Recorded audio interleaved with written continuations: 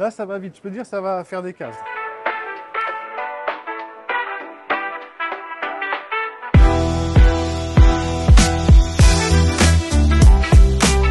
Toutes les nouveautés immanquables du Mondial de l'Auto 2024, c'est maintenant. T'as pas dit bonjour? Bonjour.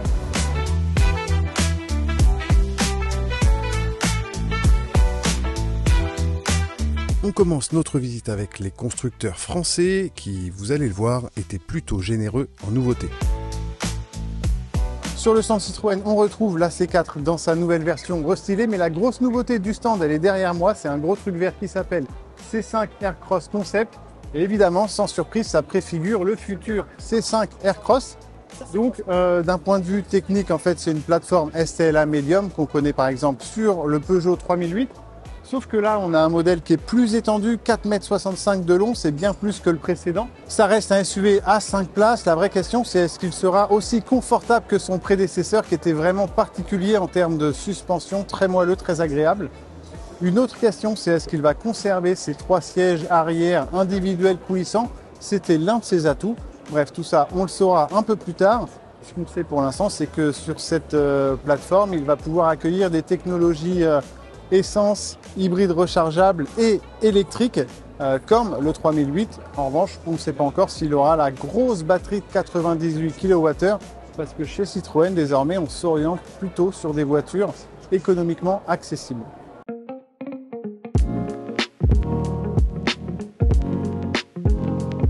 Sur le stand Peugeot, on se croirait un peu au cœur de la caravane du Tour de France avec des teintes assez spécifiques, assez étranges, évidemment bleu, blanc, rouge, pour vanter les mérites du Made in France. Mais si vous venez sur le mondial à partir de demain, il y aura des modèles exposés avec des teintes normales, entre guillemets, des teintes du catalogue.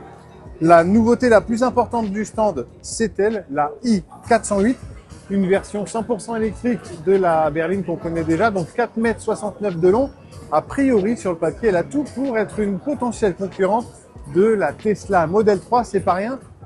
Sauf que quand on se penche sur son cas, on voit déjà qu'elle va être plus chère que l'américaine et avec moins d'autonomie. Ici, c'est 453 km selon le cycle d'homologation avec une batterie de 58,2 kWh de capacité. Bref, ça va pas révolutionner le marché de la voiture électrique. Mais chez Peugeot, il y a d'autres modèles intéressants à regarder, la i3008 et la i5008, notamment avec leur nouvelle batterie de 98 kWh de capacité.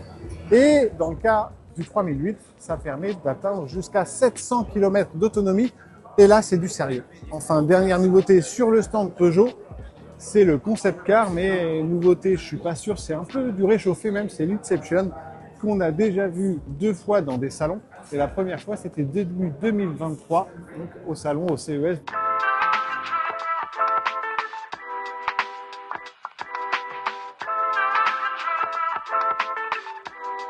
Alors s'il y a bien un stand sur lequel on peut s'arrêter en étant sûr de ne pas s'ennuyer, c'est chez Renault. Il y a vraiment à manger ici et ça commence évidemment avec la R5, la star du moment, qu'on a déjà essayé. Vous pouvez voir la vidéo sur le site Automoto ou sur notre chaîne YouTube. Il y a aussi la R17 qui se dévoile au grand public. Alors c'est une performance artistique qui n'a aucun avenir commercial, hein, c'est un one-shot. N'empêche, c'est magnifique. Et avant de passer aux autres nouveautés aussi, on a regardé la nouvelle Twingo d'un peu plus près avec Sébastien. Et donc on se retrouve avec Sébastien Datte, journaliste à Radio Vinci Autoroute, devant l'autre star chez Renault, c'est la Twingo. Et qu'est-ce que t'en penses toi? Eh ben, je pense qu'on a retrouvé la vraie Twingo, avec ses petits yeux malicieux, son grand sourire, voilà, la petite bouille qui a fait son succès dans les années 90.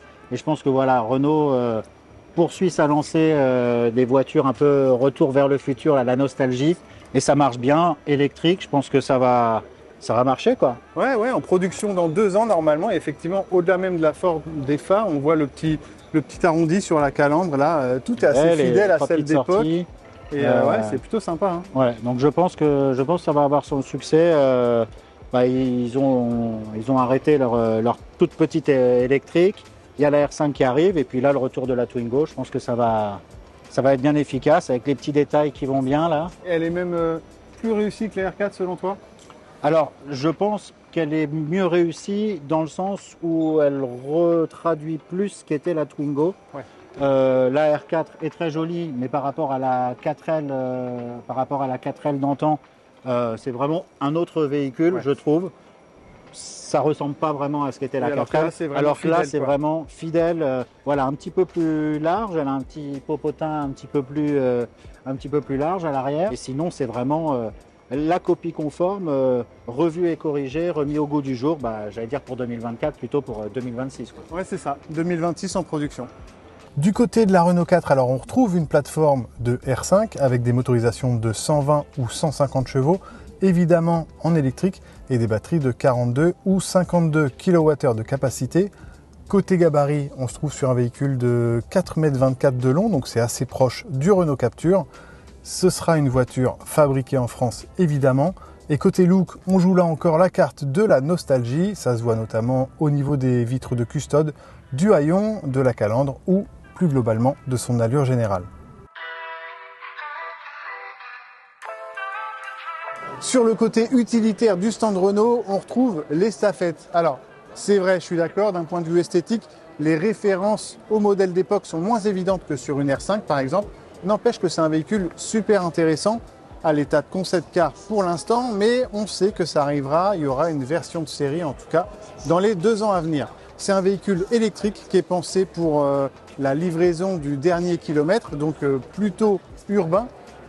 Il y aura des choses différentes évidemment sur le modèle de série, comme très probablement des vrais rétroviseurs, mais il y a plein de choses qui resteront comme ces portes à galandage. En fait, c'est des portes qui coulissent, mais qui ne viennent pas ensuite se replaquer sur la carrosserie. Ça permet d'avoir moins d'encombrement, de pouvoir ouvrir la porte même si on est collé à un mur. Il y a plein d'astuces comme ça sur cette voiture.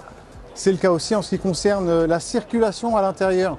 En fait, il y a un passage qui est créé pour que le conducteur puisse accéder directement à la zone de chargement, par exemple chercher un colis et le livrer plus rapidement. Bref, il y a plein de trucs sympas et intéressants sur ce véhicule électrique. Même à l'arrière, en fait, c'est un volet, là encore, pour faciliter le chargement. Et quand on l'ouvre comme ça coulisse, il y a une marche qui se crée pour faciliter l'accès à bord. Et justement, une fois qu'on est dans la partie cargo du véhicule, on tient debout, ce qui permet par exemple d'envisager d'autres utilisations, comme celle de food truck ou d'un véhicule d'atelier d'électricien. Et en plus, c'est un véhicule compact, c'est moins de 5 mètres de long, c'est précisément 4,87 m. Retour au cœur du stand Renault, cette fois avec l'emblème, une sorte de laboratoire de 4,80 m qui, selon Renault, permettrait de consommer 90% de CO2 en moins du berceau à la tombe, sous-entendu sur l'intégralité du cycle de vie de la voiture. En fait, il faut voir ce véhicule comme un concept, une vision du futur, un guide vers les probables solutions techniques envisagées à l'avenir. Et il faut savoir que cette voiture est mue par une pile à combustible, donc à l'hydrogène. Selon Alpine, ça, l'A390, ça représente à hauteur de 85% ce que sera le futur SUV de la marque. Alors, on ne parle pas de SUV, mais de Sport Fastback en interne. Quoi qu'il en soit, c'est le futur d'Alpine 100% électrique. On retrouve pas mal de références esthétiques à la 110, notamment sur les galbes des portières, la découpe de la lunette arrière, plein de petites choses comme ça. Et on a aussi ces petits flocons des Alpes là, parce que c'est une Alpine, hein, une réinterprétation stylistique qu'on avait vu pour la première fois il y a 2 ans, ici même à Paris, sur le concept Alpenglow. Si vous voulez plus d'infos sur cette voiture, Julien l'a déjà rencontrée en studio avant même le mondial. Ce qu'on peut vous dire aussi, c'est qu'elle a vraiment un avenir commercial. Ce sera donc un SUV, encore une fois 100% électrique, mais d'environ 4,60 m de long. Mais sur le stand Alpine, celle qui pour nous représente le mieux la marque, bon, je dis pour nous, c'est pour moi, hein, clairement je l'avoue, c'est la 110 qu'on adore, la 110 R extraordinaire, et là c'est la 110 R ultime. Alors j'ai mes notes parce que je viens d'apprendre les infos à son sujet. Nouveau piston, nouvelle bielle, turbo retravaillé, tout ça pour 325 chevaux, un peu d'allègement, mais surtout beaucoup d'aéro qui a été revu. Par exemple, à l'avant, tout a été repensé pour obtenir à vitesse maxi, donc aux alentours de 270 km/h, plus 130 kg d'appui aéro. À l'arrière, c'est pareil, plus 30 kg avec ce double aileron. Et là, on a une petite bavette en plus. Tout ça, ça fait que la voiture devrait bientôt communiquer sur un temps étonnant au Nürburgring. Alors, quoi d'autre comme info? Donc, les pistons et les bielles, je vous l'ai dit, mais c'est des éléments qui proviennent de la version GT4. On a aussi 80 Nm de plus du moteur et pour ça il a fallu changer la boîte de vitesse. C'est une nouvelle version, les jantes de 19 pouces à l'arrière, 18 à l'avant. C'est le prix qui est pas mal aussi, on est à 106 000 € sur une version à 110R. Là le prix de base c'est 265 000. Et maxi par exemple avec ce bleu spécifique et tout ce qu'on peut imaginer dedans, on va jusqu'à 330 000 €. Voilà.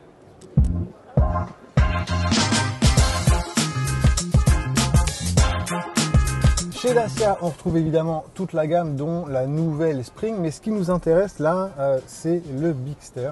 Et je commencerai avec une déception. C'est une voiture qui ne conservera que 5 places à bord. On a préféré chez Dacia laisser le privilège des 7 places aux joggers. Donc, ce Bigster, en gros, pour faire simple, c'est un gros Duster. C'est 23 cm de plus que le Duster. C'est la plateforme CMF-B qu'on connaît déjà sur le Captur. Et cette longueur de 4,54 m, ça en fait un potentiel concurrent des Peugeot 3008, Renault Austral ou Hyundai Tucson. Sauf que, évidemment, on est chez Dacia. Donc, c'est moins cher et c'est pas inintéressant pour autant. D'ailleurs, ce tableau de bord, globalement, vous le connaissez, c'est celui du Duster. Sauf que là, on peut avoir un écran plus grand sur la version haut de gamme. Et enfin, sous le capot, donc on aura du 1 litre de TCE 140 chevaux.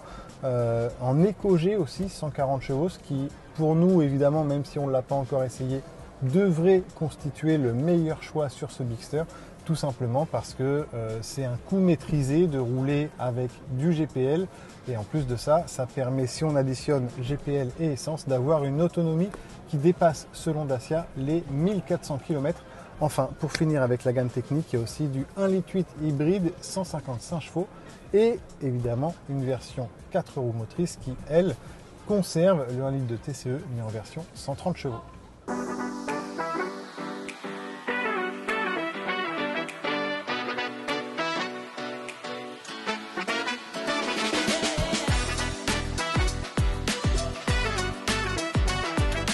Un petit coup de cœur pour la bagnole, c'est son nom, c'est Kilo, la marque française qui propose ce petit véhicule, une sorte de petit buggy de moins de 350 kg, 100% électrique, et fabriqué en France, à Cluses, en Haute-Savoie. Alors, jusqu'ici, on était au stade des précommandes, mais désormais, on peut commander cette voiture et même il y a des livraisons qui ont déjà été opérées. Il y a deux versions, une avec et une sans permis. Alors, sans permis, évidemment, c'est limité à 45 km/h.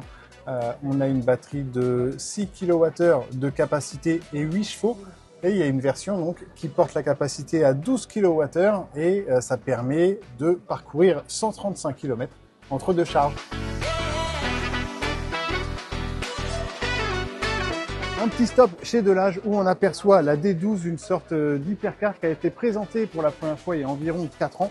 Mais ça y est, elle entre en production. Elle sera d'ailleurs fabriquée à Manicourt, là où c'est longtemps couru le Grand Prix de France de Formule 1. Cette voiture, elle dispose donc d'une structure carbone au cœur de laquelle on retrouve deux places en tandem et à l'arrière surtout un V12 d'environ 980 chevaux assisté d'un moteur électrique de 109 chevaux. Donc d'un point de vue technique, c'est super intéressant. En revanche, évidemment, côté finance, c'est pas pour tout le monde. Il faudra compter environ 2 millions d'euros pour cette voiture qui devrait être produite à 30 exemplaires. Après les Français, on passe maintenant aux Européens qui, pour la plupart, avaient au moins une grosse nouveauté à dévoiler. Pour ceux qui auraient raté le train de l'actualité Audi, désormais, les modèles pairs correspondent aux voitures 100% électriques et les impairs disposent d'un moteur thermique. C'est le cas justement de cette nouvelle Audi A5 qui aura la lourde tâche de remplacer les A4 et A5. Elle est présentée ici en break, donc c'est l'A5 à vente, mais existera aussi évidemment en berline avec un haillon. Alors, c'est un modèle qui repose sur la nouvelle plateforme PPC. Elle peut accueillir des moteurs 4 cylindres, essence et diesel, ainsi qu'un V6 de 367 chevaux pour la version S5. Il y aura évidemment à l'avenir d'autres déclinaisons, par exemple PHEV, hybride rechargeable, et une probable aussi sportive RS5. Le premier prix pour l'instant de cette voiture, c'est 45 500 €. Mais on continue, il y a d'autres trucs sur le stand Audi. Lui, vous l'aurez reconnu, c'est le nouvel Audi Q5, donc troisième génération de ce SUV. qui, comme la 5, repose sur la plateforme PPC. Là aussi, sous le capot, on trouve des moteurs essence, diesel, hybride rechargeable. Et à l'intérieur, on retrouve encore cette grande dalle incurvée, comme dans la 5. Alors, c'est un modèle légèrement, mais pas grand-chose, plus long que son prédécesseur, 3,5 cm de plus, toujours produit au Mexique. Et évidemment, prochainement, on peut attendre une version esthétiquement plus sportive, à savoir l'Audi Q5 Sportback, évidemment programmée dans quelques semaines.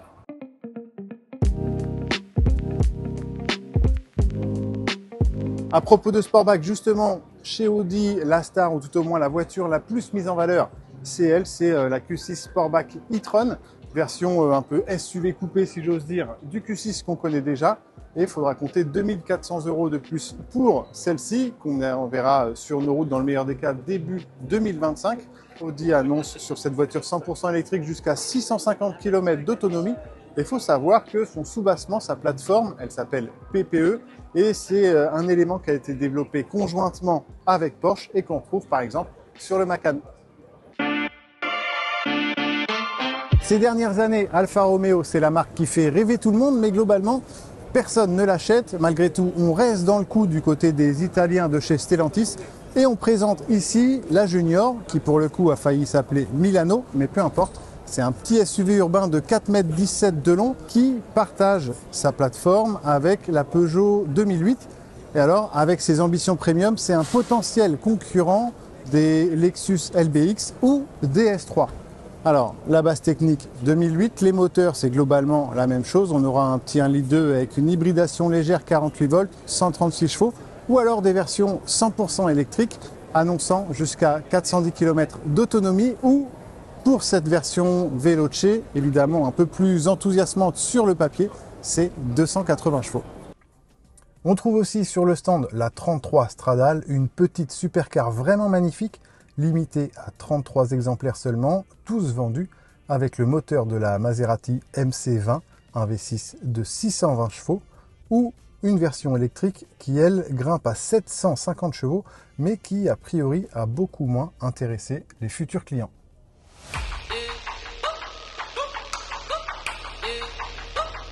Prenez électrique et Karoq, contractez les deux mots, ça fait Elroq. Et c'est le nouveau SUV 100% électrique de Skoda.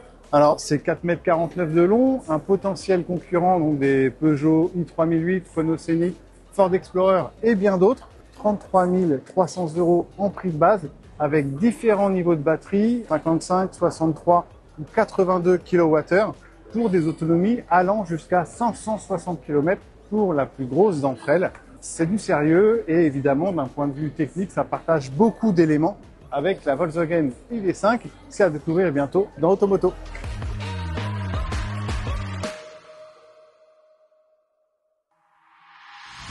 Derrière moi, tout en jaune, c'est le Ford Capri. Alors évidemment, ce nom, ça vous dit sûrement quelque chose, mais ça n'a plus rien à voir avec le coupé qu'on connaissait, qui a débuté dans les années 60 et qui a existé sur 3 générations différentes. Mais bon, chez Ford, on aime parfois s'amuser à changer, ou tout au moins à réutiliser une appellation connue par le passé, quitte à en changer la forme. C'est le cas par exemple de l'Explorer. La nouvelle version est beaucoup plus petite que celui qui a fait la réputation de ce nom à l'époque. C'est pareil il y a quelques années sur le Puma. C'était un petit coupé, c'est devenu un petit SUV urbain. Donc bref, faudra s'y faire. Capri, c'est désormais un SUV coupé avec un profil fuyant qui, c'est d'ailleurs assez marrant, est fabriqué en Allemagne sur une base technique de Volkswagen. C'est la plateforme MEB qui est utilisée aussi donc par la Volkswagen ID.5. Dans le meilleur des cas, là, on a une grosse batterie de 77 kWh de capacité. Et ça permet, selon Ford, jusqu'à 627 km d'autonomie. Et ça, c'est une autonomie supérieure à celle que propose par exemple le Skoda Enyaq, la Tesla Model Y ou la Volvo EX40. Donc, c'est quand même pas mal sur le principe. Et je finirai avec un petit détail que j'aime bien à l'intérieur. Un petit coffret, en fait, un peu caché, qui coulisse. Ça permet de ranger des clés, un téléphone ou ce que vous voulez. Bref, c'est un petit détail parmi tant d'autres sur cette voiture que je trouve amusant. Il y a 2 ans, la marque avait boudé le salon, mais en 2024, Mini est là et bien là avec une nouveauté majeure, c'est l'Aceman, un petit SUV urbain 100% électrique qui sera en revanche fabriqué en Chine dans un premier temps, mais il y a des rumeurs disant que l'usine d'Oxford pourrait à terme, elle aussi, être équipée pour fabriquer ce modèle qu'on attend donc à l'automne en France. Mais sur le stand, il y a d'autres nouveautés. Alors, il y a la Countryman qu'on commence à connaître et les Cooper. Donc ça, c'est celles qu'on appelait précédemment les mini hatch qui sont présentes en thermique comme en électrique. Et on trouve aussi des nouveautés badgées John Cooper Works. Donc, ce sont les déclinaisons sportives.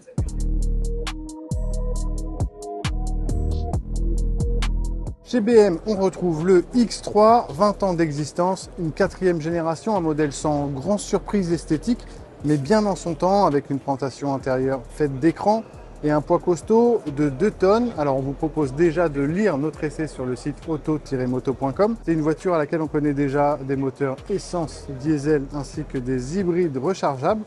Mais pour des versions 100% électriques, il faudra plutôt se tourner vers ça, le Neue Klasse X. On parle là de puissance très supérieure à 1000 chevaux et d'autonomie, là encore, de plus de 1000 km. Là, c'est la version SUV Neue Klasse X et là, une sorte de série 3 électrique, tout simplement appelée Neue Klasse. Chez VW, la nouveauté phare au mondial, c'est le Tayron et pour comparer, c'est un peu comme un espace chez Renault par rapport à l'Austral. Là, en fait, on prend une base de Tiguan, on l'allonge d'un peu plus de 20 cm, ça donne un Tayron. Il remplace donc le Volkswagen Tiguan Allspace, en 7 places évidemment. Alors là, c'est une configuration 5, mais il existera avec des sièges à l'arrière.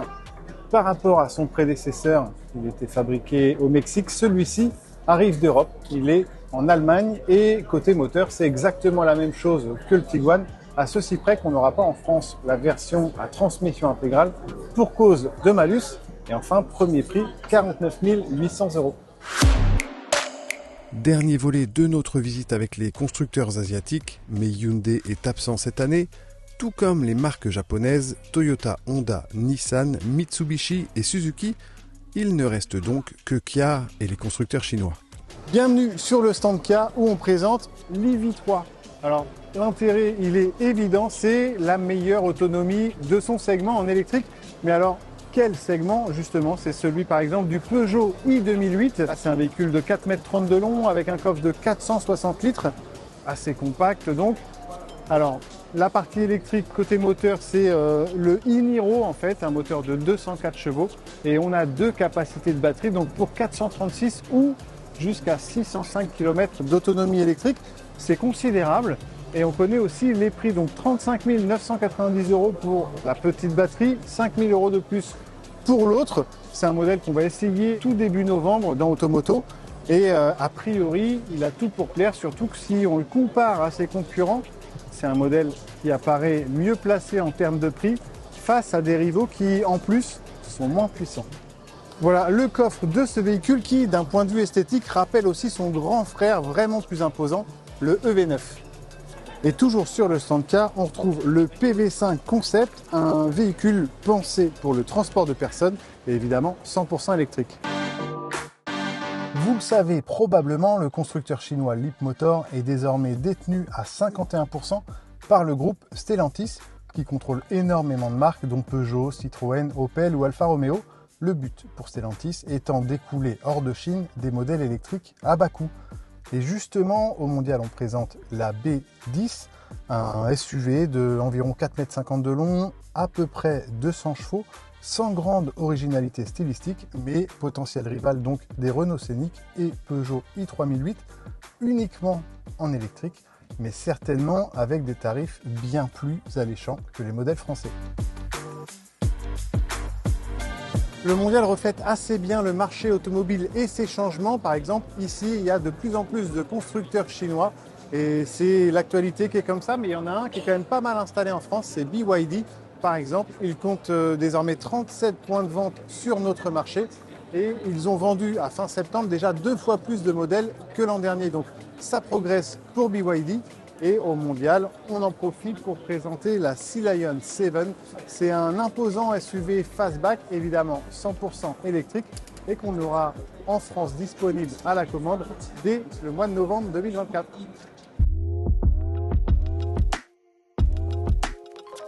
Alors ici, on est chez Hongqi, donc c'est un constructeur chinois de plus à Paris, peut-être, mais c'est pas n'importe lequel, puisque c'est celui qui a la charge de transporter les dignitaires du Parti communiste chinois.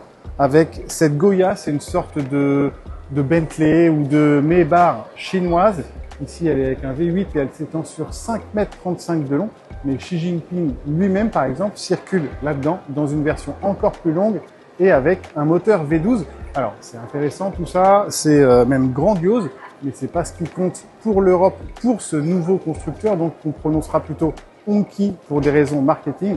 En ce qui la concerne, ce sera plutôt le projet de lancer le EH7 et le HS7, une berline et un SUV, donc qui vont essayer de se faire une place sur le marché électrique européen. Pour rappel, le Mondial 2024 se déroule du 14 au 20 octobre. Et même si Fiat, Mercedes, Opel, Porsche ou Ferrari sont absents, cette édition retrouve de belles couleurs par rapport à celle de 2022. Allez, merci de nous suivre et à bientôt sur Automoto.